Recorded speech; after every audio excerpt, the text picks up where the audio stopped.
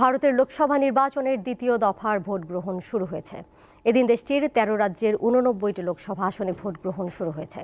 সকাল ৭টায় শুরু হওয়া এই ভোট চলবে বিকেল ৫টা পর্যন্ত। আজ কংগ্রেস নেতা রাহুল গান্ধী, শশী থারুর সহ নবনীত রানা, ওম বিড়লা, হেমা মালিনী, অরুণ গোভিল এবং প্রহ্লাদ যোশীর মতো হেভিওয়েট প্রার্থীদের ভাগ্য নির্ধারণ হবে। তুমুল বিতর্কের মধ্যে আজ শুক্রবার ভারতের লোকসভা নির্বাচনের দ্বিতীয় দফার ভোট গ্রহণ শুরু হয়েছে। ক্ষমতা এলে কংগ্রেস দেশের সম্পদ মুসলমানদের মধ্যে বাটোয়ারা করে দিবে, প্রধানমন্ত্রী নরেন্দ্র মোদীর এমন বক্তব্যেই বিতর্কের জন্ম। কয়েকদিন ধরেই ওই বিতর্ক ঘিরে ভোটের রাজনীতি সরগরম। প্রধানমন্ত্রী নরেন্দ্র মোদী এবং বিরোধী নেতা রাহুল গান্ধীর বিরুদ্ধে নির্বাচনী ভাষণে বিধি ভঙ্গের অভিযোগের মধ্যেই শুরু হলো দ্বিতীয় দফার ভোট।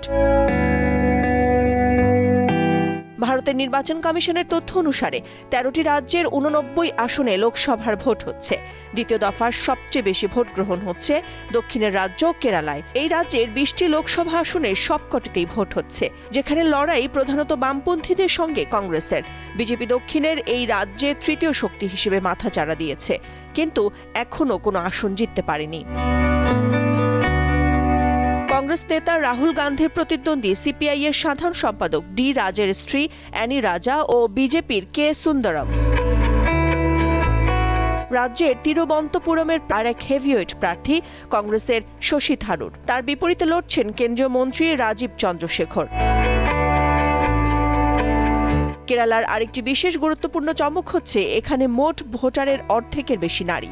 নির্বাচন কমিশনের তথ্য বলছে রাজ্যটির মোট ভোটারের সংখ্যা ২,৭০,৯৯,৩২৬ জনের মধ্যে নারী ভোটার ১,৩৯,৭২৯ জন, আর পুরুষ ভোটার রয়েছেন ১,৩১,২২,২৮৮ জন। ট্রান্সজেন্ডার ভোটার ৩০৯ জন। কেরালা ছাড়াও আজ নির্বাচন হচ্ছে ছত্তিশগড়, কর্ণাটক, আসাম, বিহার, মণিপুর, রাজস্থান, ত্রিপুরা, মধ্যপ্রদেশ, মহারাষ্ট্র, উত্তরপ্রদেশ, পশ্চিমবঙ্গ এবং জম্মু কাশ্মীরে। নবনীত রানা, ওম বিড়লা, হেমা মালিনী, অরুণ গোভিল এবং প্রহ্লাদ যোশীর মতো হেভিওয়েট প্রার্থীদের ভাগ্য নির্ধারণ হবে আজ।